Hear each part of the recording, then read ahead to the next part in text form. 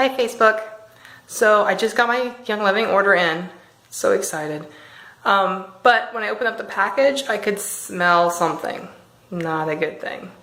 Which means one of the oils bottles probably didn't have the cap on, screwed on correctly, or you know, something happened in shipment. I don't know. Open up the package.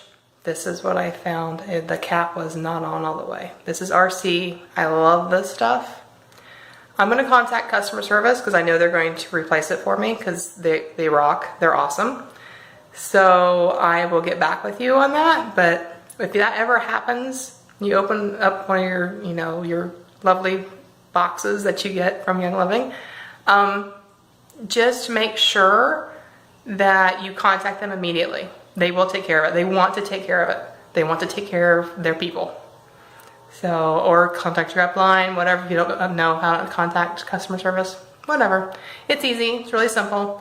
So, love my RC. I'm going to probably get a free bottle because this one was kind of, it's leaked out, obviously, because I can smell it and I can see from the bottle itself that it's had some leakage.